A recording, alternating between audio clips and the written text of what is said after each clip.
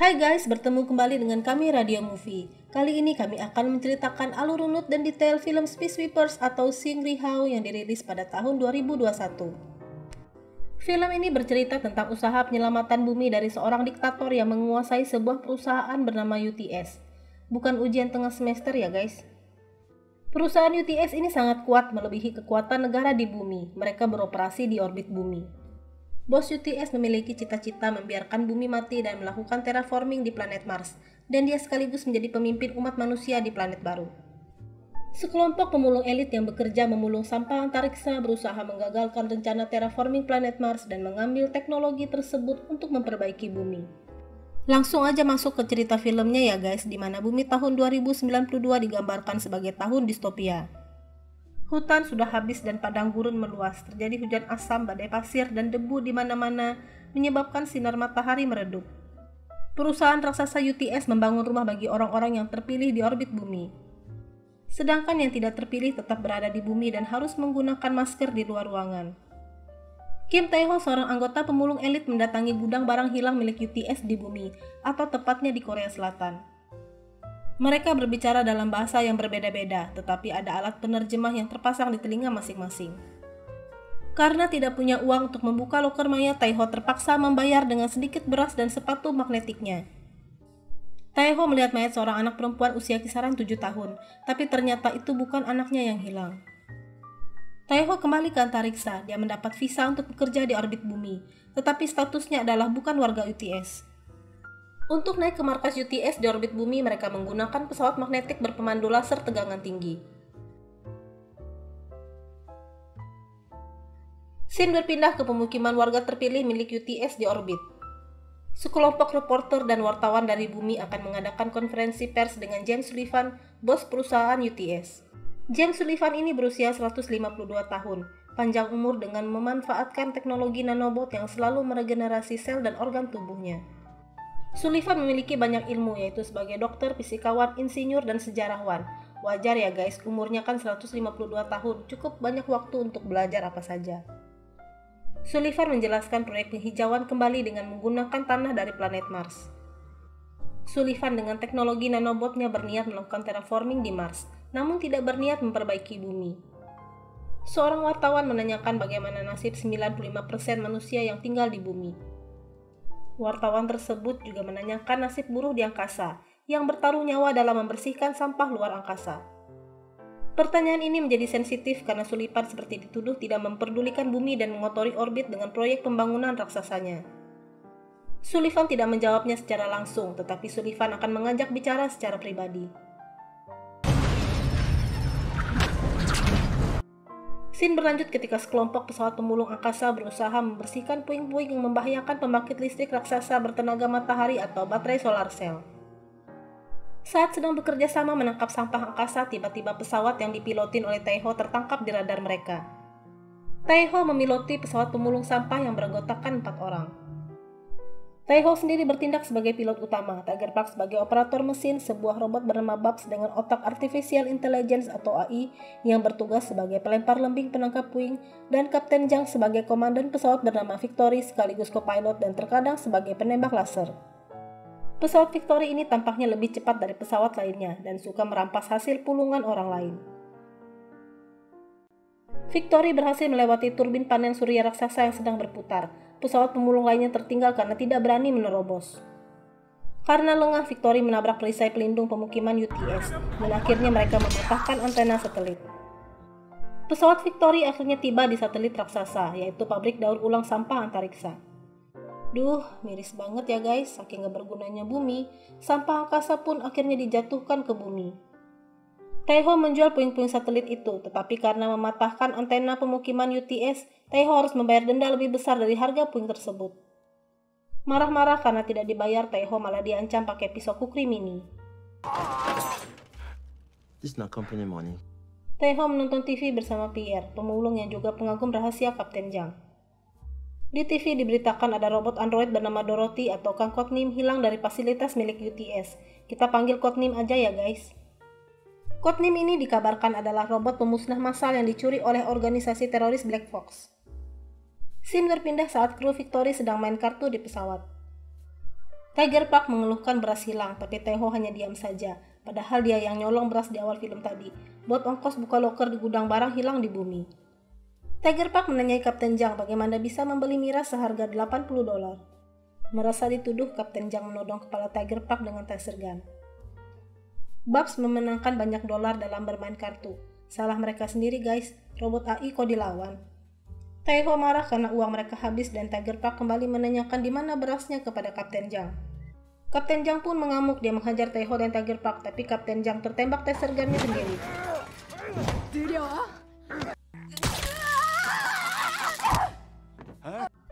Ketika memeriksa sampah antariksa yang diangkut oleh Victory, tiba-tiba beberapa lampu dari rongsokan pesawat tersebut menyala. Taeho pergi untuk memeriksa. Mereka menemukan seorang anak perempuan dan ternyata anak tersebut adalah Dorothy atau codename android yang dicari oleh perusahaan UTS.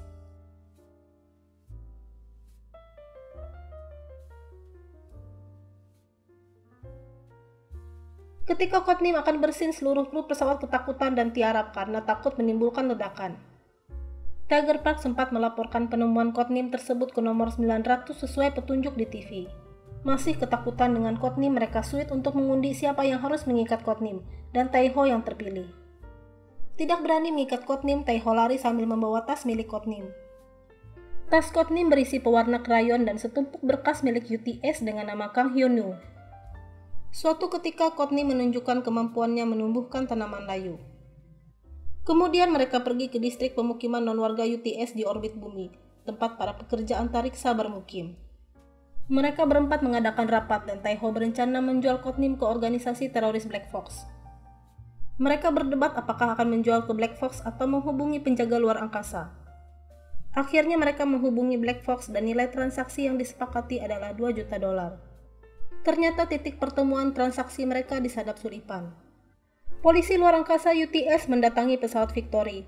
Polisi tersebut datang karena dipanggil oleh Park sebelumnya. Polisi tersebut dijebak dengan uang suap dan direkam oleh Babs. Ternyata polisi tersebut tidak sedang berdinas karena lampu patroli pesawatnya tidak menyala dan tidak menyebut nama dan pangkat saat masuk. Diancam akan dilaporkan, polisi tersebut akhirnya pergi sambil marah. Setelah tiba di distrik bisnis, mereka melakukan transaksi dengan Black Fox, tetapi codename menghilang.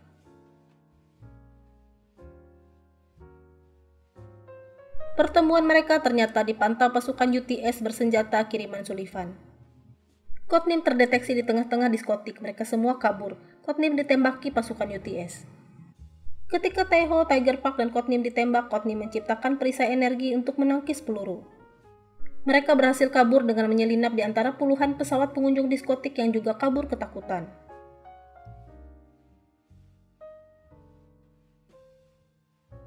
Scene berlanjut saat rapat, seorang ilmuwan menjelaskan bahwa nanobot hanya dapat dihancurkan dengan gelombang kripton yang dipancarkan dari ledakan bom hidrogen.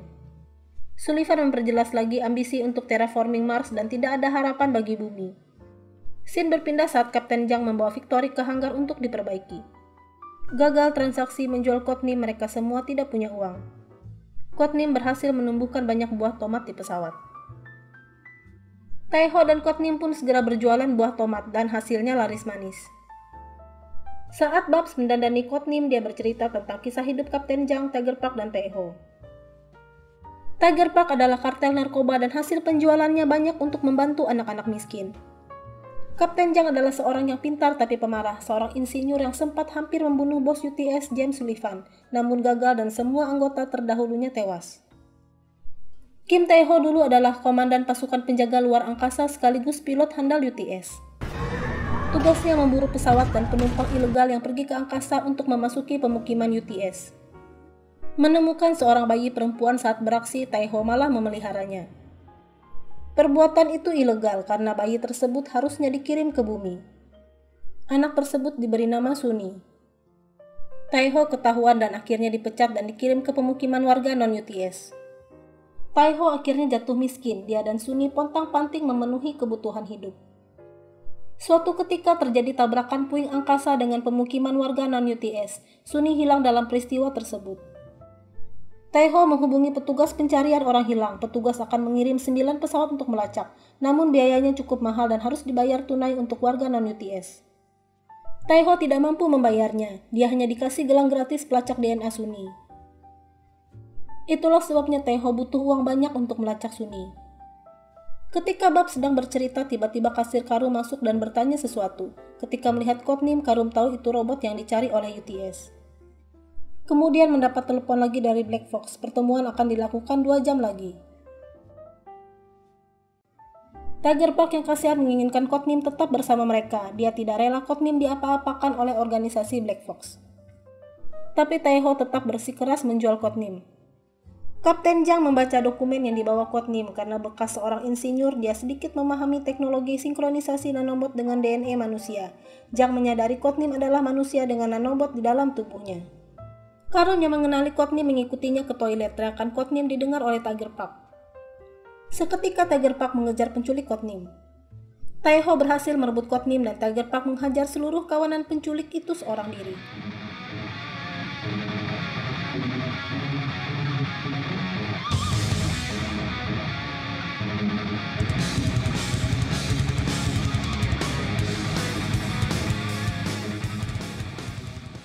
Kapten Jang menembak penculik dengan taser gun. Setelah topeng dibuka, penculik tersebut adalah Karum, kasir pabrik daur ulang sampah antariksa.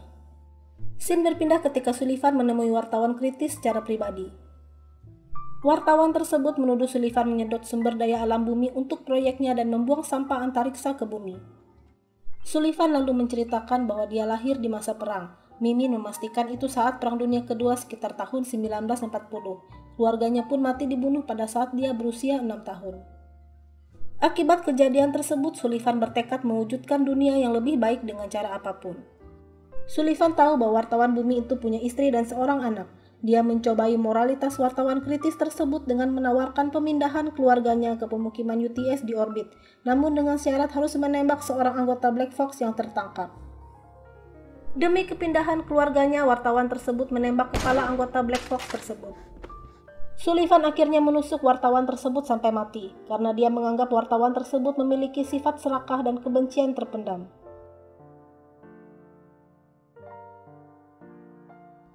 Scene berpindah lagi saat kru Victory bertemu kelompok Black Fox. Codename mengatakan harus buang air besar. Ketika Codename lari ke toilet, dia pun terkentut. Saat itulah mereka sadar Codename bukan robot. Karum, ketua Black Fox, mengatakan mereka bukan organisasi teroris seperti yang difitnah UTS, tetapi organisasi lingkungan hidup. Karum menjelaskan jika bisa menghijaukan Mars yang tandus, mengapa Sullivan tidak ingin menghijaukan bumi kembali. Codename terlahir dengan penyakit syaraf langka dan tidak ada obatnya. Dr. Kang Hyun-woo, ayahnya, menanamkan nanobot dalam tubuhnya dan sukses tersinkronisasi sempurna dalam DNA Codename. Fenomena tidak terduga terjadi. Codename bisa berjalan. Codename juga bisa mengendalikan nanobot dalam tubuhnya untuk bisa berkomunikasi dengan nanobot lainnya.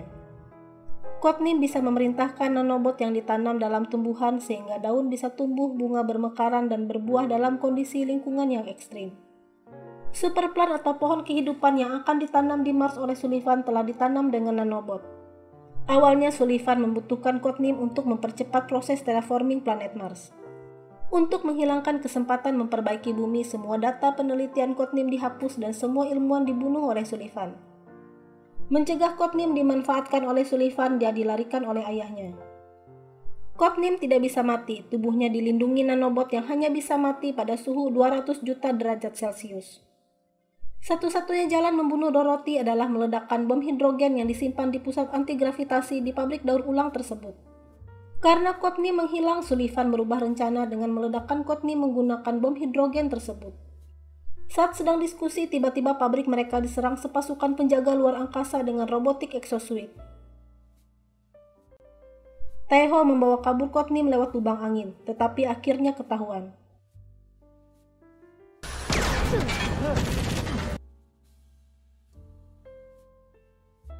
Pesawat Victory hampir tinggal landas. Taeho mengejar dan segera melompat.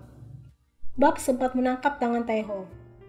Komandan penjaga langit Camellia mengejar mereka. Dia juga melompat dan berhasil menangkap kaki Taeho. Babs mengambil harpun untuk menombak Camellia, namun Camellia dan Codename terjatuh. Codename diselamatkan Tiger Park yang bergelantungan. Mereka berhasil keluar dari pabrik namun dikejar pesawat penjaga luar angkasa. Taeho berhasil meledakkan rudal yang memburu mereka dengan api jet, namun pesawat terlempar ke area titik langrangian yang berbahaya. Pesawat mereka mulai digerogoti nanobot pemakan puing sehingga banyak peralatan tidak berfungsi. Pada hitungan ke-100, Courtney melakukan komunikasi dengan nanobot pemakan puing. Nanobot tersebut akhirnya diperintah untuk memperbaiki pesawat. Courtney pingsan sebentar karena kelelahan, namun segera sadar, dan pesawat Victory lolos dari titik langrangian tanpa kerusakan. Akhirnya mereka berhasil mengantar Courtney bertemu ayahnya di distrik berkode MR13. 3 tahun lalu distrik ini dihantam puing raksasa, sehingga mengakibatkan Sunny putri Taeho tersebut menghilang. Kapten Jang melihat di kaca bahwa area tersebut sudah dipasang ranjau EMP yang bisa mematikan sirkuit kelistrikan. Ranjau EMP meledak, Victory tidak dapat meloloskan diri dari kepungan pesawat penjaga luar angkasa. Penjaga luar angkasa diperintahkan membunuh semua isi pesawat, kecuali Courtney dan kru Victory. Karum, seluruh anggota Black Fox, dan ayah Courtney tewas dalam penyerbuan ini. Sullivan mendatangi mereka semua. Kapten Jang minta maaf kepada krunya karena mengaktifkan bom kimia mikro yang tertanam di giginya. Tinggal beberapa detik sebelum meledak, Sullivan mencabut implan bom tersebut dan menonaktifkannya. Sullivan kembali menguji moralitas Taeho. Dia ditawari mengambil uang $4 juta sebagai ganti nyawa Dorothy atau Courtney. Sullivan menghina Taeho bukan orang baik.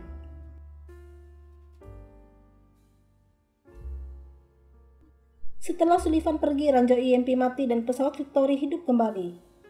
Sullivan memerintahkan awak pesawat Victory jangan dibunuh agar mereka dapat melihat kehancuran planet bumi. Sullivan berencana meledakkan bom hidrogen di pabrik daur ulang. Taeho sibuk mengambil uang tersebut sementara teman-temannya sudah tidak menginginkannya lagi. Tiger Park berencana menyelamatkan Courtney di pabrik daur ulang tersebut. Kapten Jang juga berniat menyelamatkan Courtney. Dia menyuruh Taeho pergi mencari Sunny. Taeho mendatangi pusat pelacakan orang hilang, tetapi seketika dia berubah pikiran dan kembali ke pesawat Victory. Dia membuang semua uang haram hasil menjual Courtney. Jang mengambil senjata laser yang diaktifkan dengan cincinnya. Mereka melarikan diri dari distrik MR13. Kapten Jang mencantolkan dirinya di buritan pesawat sambil menembaki rudal dan pesawat penjaga luar angkasa. Babs meloncat ke pesawat sambil menombakkan harpunnya. Karena rudal yang ditembakkan oleh pesawat musuh terlalu banyak dan senjata laser Kapten Jang masih mengisi ulang, Taeho membawa pesawat masuk ke atmosfer bumi. Semua rudal tersebut akhirnya meledak karena terbakar di atmosfer. Taeho kembali membalikan arah pesawat ke antariksa. Kapten Jang berhasil menembak banyak pesawat musuh dari arah berlawanan. Pesawat musuh masih mengejar sampai ke pabrik daur ulang puing angkasa, dan Taeho memainkan skill pilot terbaiknya melewati lorong-lorong pabrik dan akhirnya pesawat musuh habis karena tabrakan.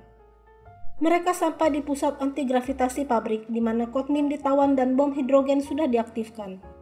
Kapten Jang memeriksa bom dan mengatakan bom tersebut sudah tidak bisa diretas. Mereka memutuskan melarikan diri secepat mungkin, tetapi dihadang oleh Camellia. Karena menggunakan exosuit, Camellia sangat kuat. Dia mematahkan kaki Babs dan mengalahkan Taeho dan Kapten Jang.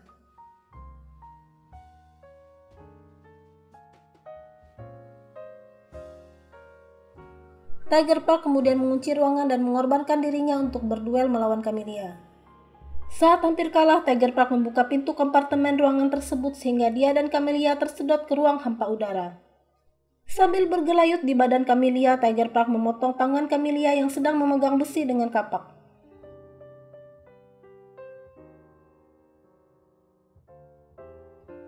Tiger Park selamat, tetapi ada 98 drone menyerang ke pabrik daur ulang.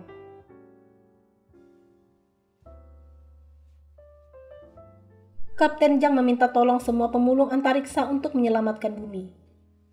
Para pemulung antariksa bersatu melawan drone tersebut karena tidak punya senjata. Mereka menggunakan kawat dan pelontar harpun yang digunakan untuk menangkap puing antariksa.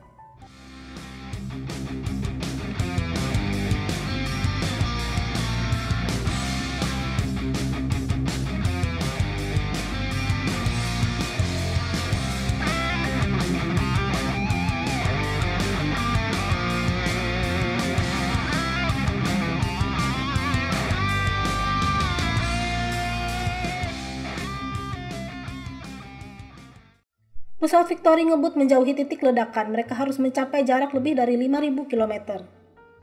Ternyata Sullivan mengejar pesawat Victory dan berhasil menangkapnya. Karena pesawat berjalan terlalu lambat akibat dicengkram pesawat Sullivan, Taiho meminta mengaktifkan pendorong darurat. Tombol pendorong darurat error sehingga harus diaktifkan secara manual di luar badan pesawat. Bugs gagal mengaktifkan pendorong darurat, badannya terpenggal oleh pesawat robotik Sullivan.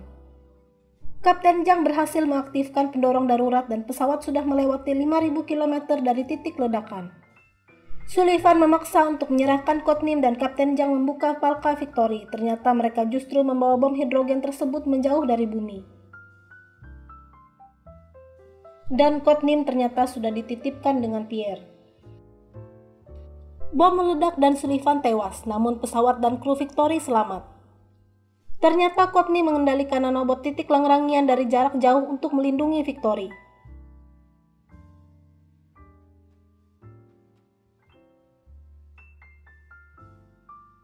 Scene ending berlanjut ketika Bab sudah transplantasi kulit sintetik menjadi seorang gadis muda.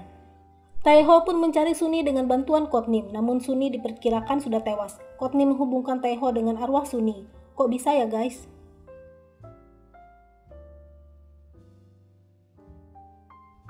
Codename berhasil menghijaukan kembali bumi dan para kru Victory tetap bekerja membersihkan puing angkasa.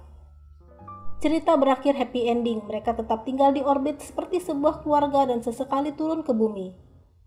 Terima kasih sudah menonton.